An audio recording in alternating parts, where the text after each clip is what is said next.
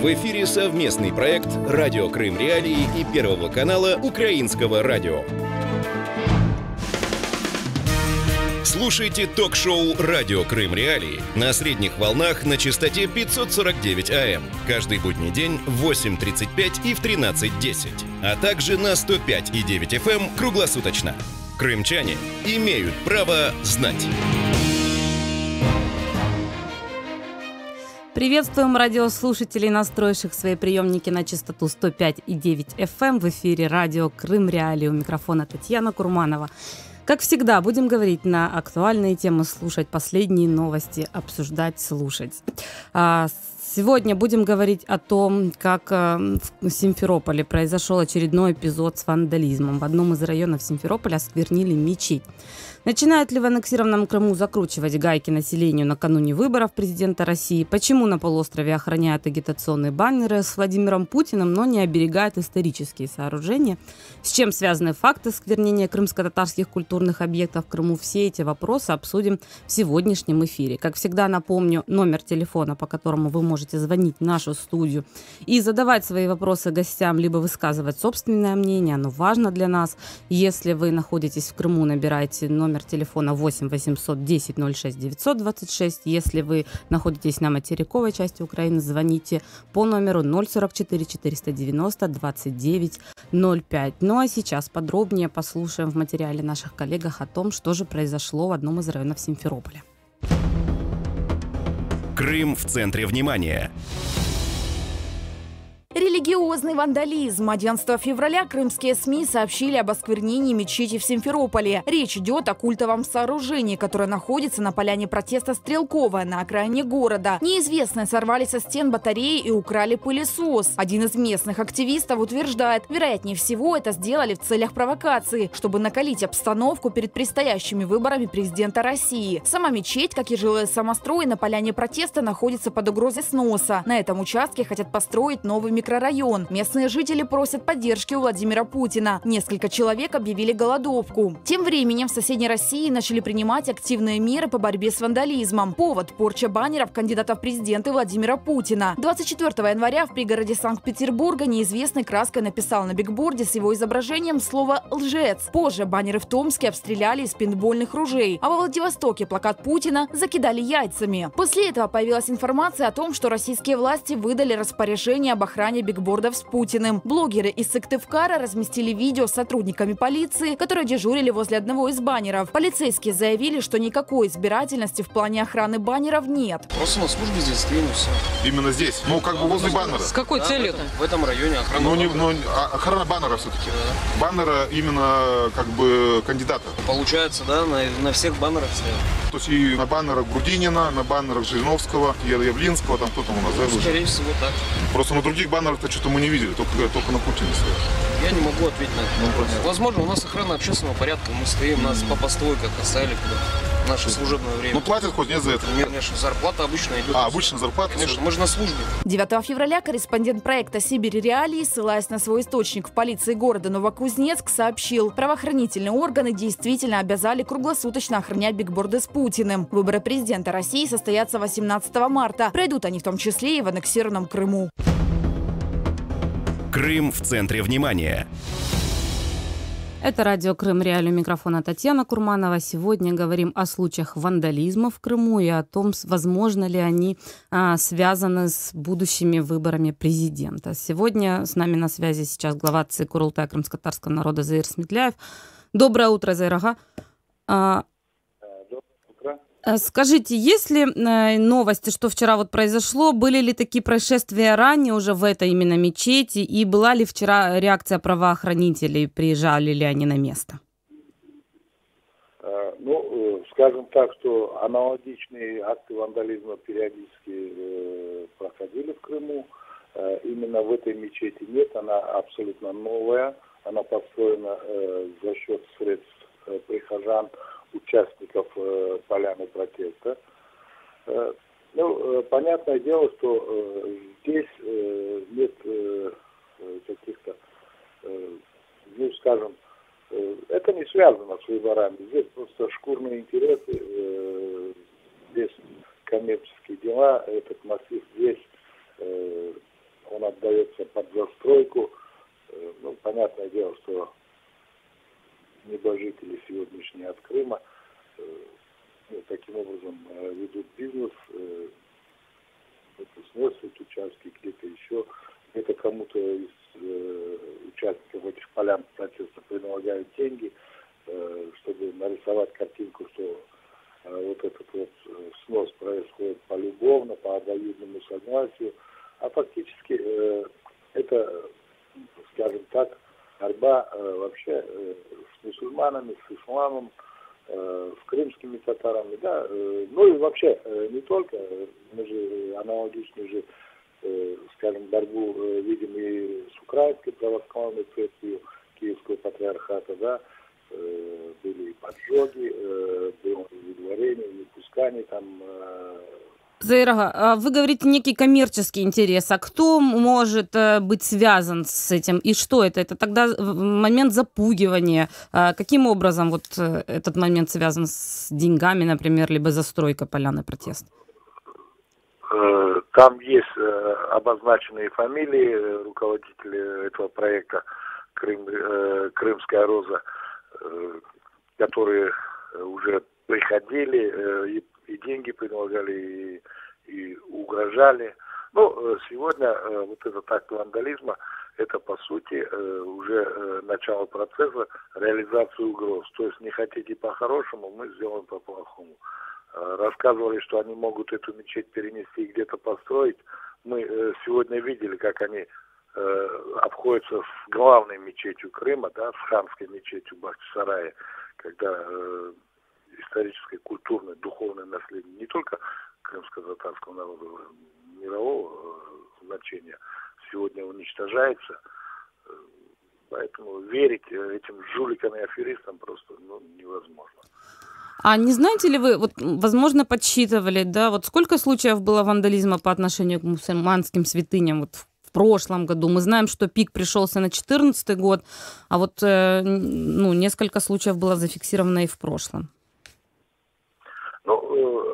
Эти акты вандализма, те, которые в действующих мечетях совершались, они совершались только с одной целью, для того, чтобы заставить добровольно установить камеры наблюдения, для того, чтобы потом чекисты, не выходя из своих кабинетов, потягивая пивко, могли смотреть, где, в какой мечети что происходит, плюс это все записывается, а потом с теми, кто не таким образом там молится, проводить какие-то беседы, рейды, задержания.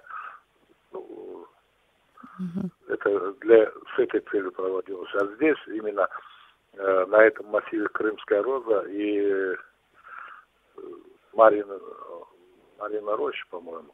Жигулина роща. И Жигулина роща, там эти мечети, будут сноситься, потому что там идет строительство.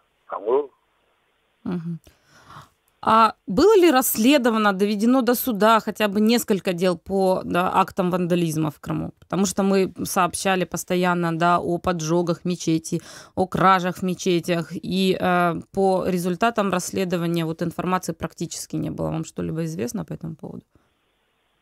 Что в свое время, когда эти поджоги совершались в мечетях, были вандализмы на кладбище, мы в принципе, представителям силовых структур и в украинское время, скажем, и после этого в Крыму делали заявления, но, однако, должной реакции не было. И был такой курьезный случай, когда я проходил пункт пропуска на Чунгаре, ко мне подошел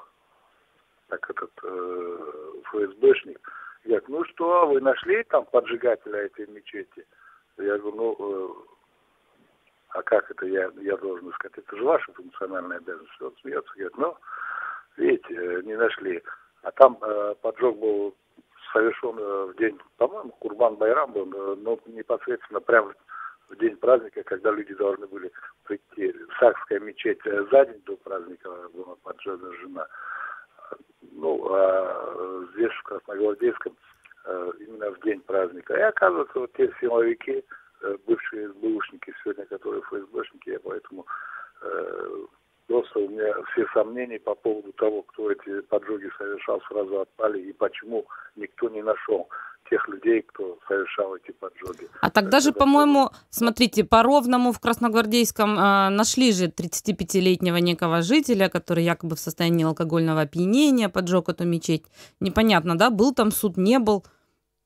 Ну, был бы какой-то пьяный житель, это все видели бы люди, это же непосредственно до праздничного намаза, там, ну, и я сам выезжал, никакими пьяными там не пахло, там было видно, что это сделано целенаправленно, там рассказывали, что якобы согреться он мог в другом месте, там была электрическая плитка, там была комната с печкой, с дровами, со всем этим остальным. Поэтому те бредни, которые там на кого-то наговорили, а потом, ну, ясное дело, сказали, что, ну, что там, мы на тебя скажем, и все это замнется. Как это этим законом? Зырага, хотела еще уточнить маленький момент. Вот я сейчас вспомнила, что, вот, например, в Белогорском районе, да, мусульман просили на мечети снизить громкость, да, призывов муэдзина. Такие случаи были еще в Крыму после? Ну, неоднократно были в разных населенных пунктах. Ну, есть и такая тенденция. Когда говорят о толерантности, когда говорят о том, что Российская Федерация светское государство, и ни одна из религий не может быть государственной, и тут же всех дружно стоит, начинают там крестить, поливать святой водой, там еще что-то. Ну и, скажем так, сегодня уже в Крыму практически не осталось населенных пунктов, где на въездах не установили бы кресты, и это в то время, когда в них проживают представители различных конфессий. Никто не согласовывает. И зайдите в прокуратуру, зайдите в МВД, еще в какое-нибудь государственное учреждение, ну, и часовни стоят, и бюсты там всяких императоров, императриц. Ну, такая толерантность, такое отношение к соседям, да. То есть кто-то говорит, я победил, и я буду делать все, что я хочу. Хочу мечеть снесу, хочу заменю оригинальные балки на какой-то ширпотреб и буду рассказывать, что так это было. Зайрага, скажите, пожалуйста, а планируется ли каким-либо образом усилить безопасность вот мусульманских святынь? В 2014 году я помню, что были группы, да, из мусульман, которые самостоятельно охраняли, в отличие от правоохранителей, на мечети. Вот сейчас, особенно в преддверии выборов, когда возможна любая провокация, планируется ли что-либо подобное? Ну, скорее всего, это вещи бесполезные, потому что ты будешь охранять здесь, вандализм будет совершен в другом месте. Сегодня силовикам нужны какие-то провокации для того, чтобы где-то, может быть, произойти столкновение, где-то еще что-то, чтобы они показали свою необходимость, нужность. Да, они будут охранять бигборды, они будут вылавливать мнимых там террористов, которые или шпионов, которые какие-то данные передавали секретные. Ну, ни для кого же не секрет, все там воинские части, все эти спецподразделения находятся в тех же казармах, где раньше находились украинские. Ничего нового же нету. Оказывается, какой-то шпион чего-то там нашпионил.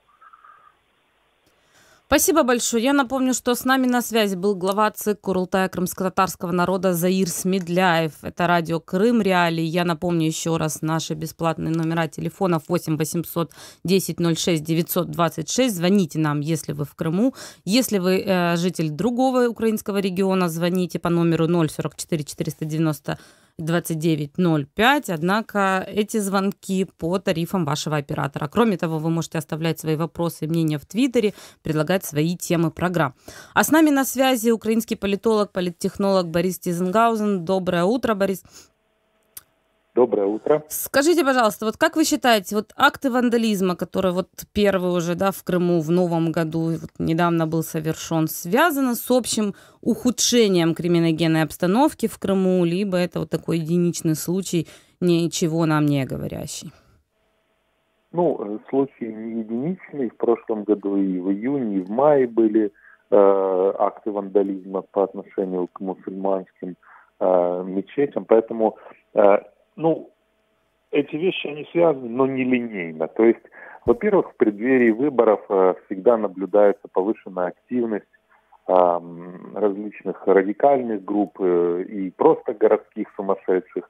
То есть вот с этим связано, я думаю, и охрана бордов. Никак не с тем, что ожидают какой-то спланированной акции от кого-то по уничтожению этих бордов, потому что в Крыму давно все просматривается, прослушивается, поэтому Крым в плане выборов для Кремля должен стать такой витриной.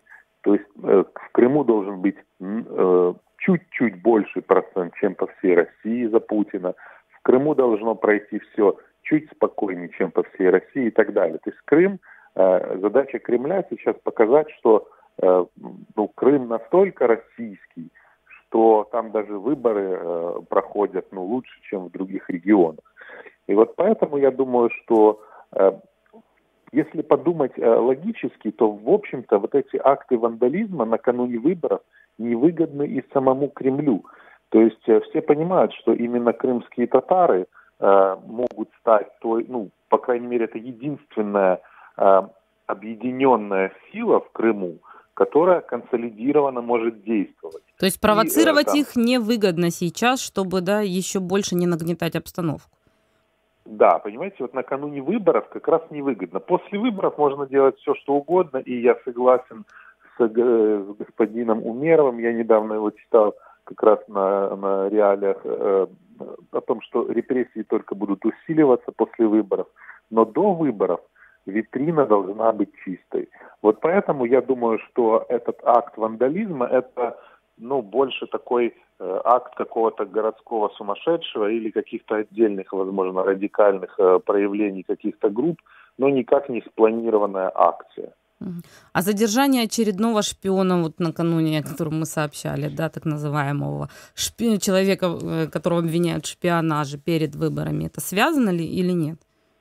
А вот это уже акт устрашения. То есть задержание шпиона, вы понимаете, задержание шпиона – это больше акт устрашения, который показывает всем, что не стоит делать ничего противозаконного, особенно накануне выборов. То есть, для Крыма задержание шпионов, то есть вот такая модель должна, по мнению Кремля, быть. Мы же видим, что постоянно каких-то шпионов ловят в Крыму. То есть это таки стандартная система актов устрашения.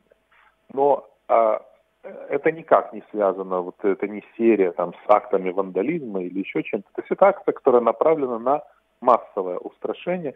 Хотя в Крыму уже давно громко никто не выступает против Путина, потому что все прекрасно понимают, что за это будет. Но такие постоянные профилактические, я бы их назвал, акты устрашения, они нужны, потому что, в общем-то, государство держится на силе, и государство, сформированное КГБшниками, собственно, по-другому существовать не может. А вот мне интересно, Борис, смотрите, мне кажется, что именно после 2014 года, после начала аннексии, количество случаев вандализма в Крыму, на мусульманских святынях, кладбищах увеличилось в разы. Связано ли это с устрашением, и можно ли говорить о такой закономерности, и видим ли мы спад, либо наоборот подъем, этой закономерности, если она существует? Закономерность вполне объяснима. После аннексии Крыма именно крымские татары стали единственной такой оппозиционной силой в Крыму, которая еще как-то сопротивляется режиму, и высказывает свое мнение по поводу незаконной аннексии. То есть и с этим связаны и репрессии, которые максимально направлены на представителей крымско-татарского населения. Поэтому тут все логично. Как только все поняли, что только крымские татары являются такой объединяющей протестной силой, собственно, против их святынь, против их кладбищ, и начались так называемых адептов Путина, со стороны адептов Путина, вот такие акты вандализма. Украинский политолог Борис Тизенгаузен с нами на связи. Оставайтесь, пожалуйста, на линии. Сейчас примем звонок от нашего слушателя. Это радио Крым Реалии. Здравствуйте. Представьтесь и ваш вопрос. Откуда вы звоните? Здравствуйте. Я житель Симферополя. И хотел бы сказать, что после проведения выборов, как мне кажется, России нужно приступить к демонтажу Украины как вражеского государства. Спасибо большое вам за ваше мнение. Я еще раз напомню, что в нашем эфире недопустим язык вражды и подобные высказывания, особенно связанные с нарушением украинского законодательства. Борис Тизенгаузен, напомню, украинский политолог и политтехнолог, с нами на связи. И говорим о случаях вандализма в Крыму. Пытаемся понять, связаны ли эти случаи, особенно вот последние, произошедшие на этих выходных в Симферопольском районе, с предстоящими выборами на полуострове. И Заир Смедляев, глава ЦИК Курултая крымско-татарского народа в нашем эфире, и Борис Тизенгаузен считают, что эти случаи не связаны.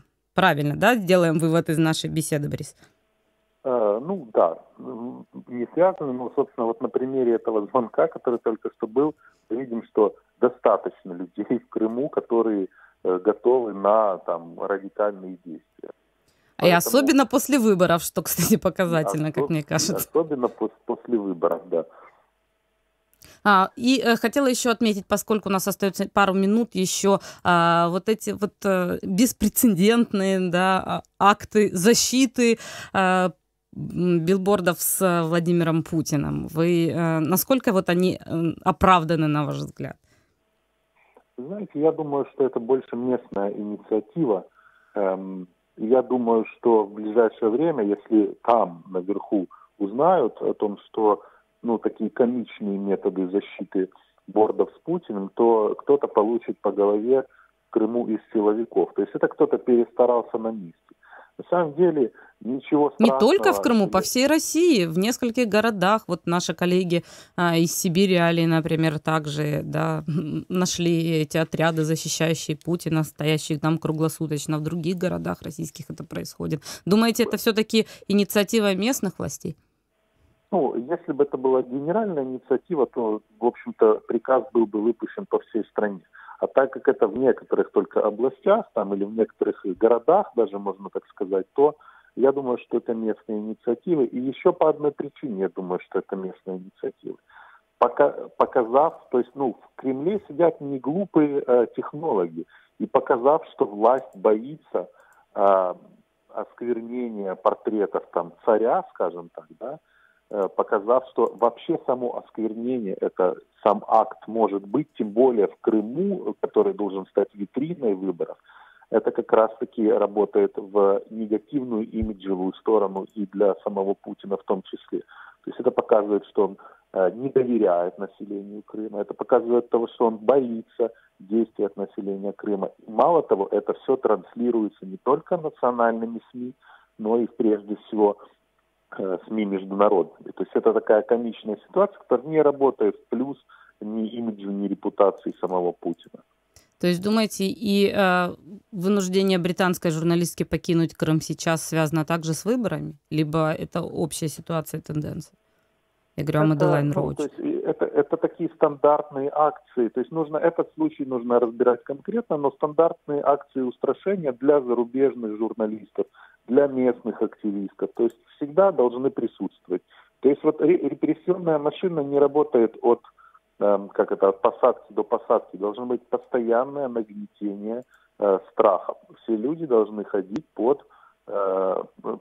и бояться того, что что-то произойдет, или если я что-то сделаю не так, то меня накажут тут же и быстро. То есть вот так работает, фактически машина, построенная бывшими и действующими КГБшниками. Спасибо вам большое. Я напомню, что с нами на связи был Борис Тизенгаузен, украинский политолог и политтехнолог. Это радио Крым Реалии. Звоните нам по номеру 8 810 06 926 044 490 2905. Пишите в Твиттере, предлагайте свои темы программ, звоните, задавайте свои вопросы и высказывайте собственное мнение.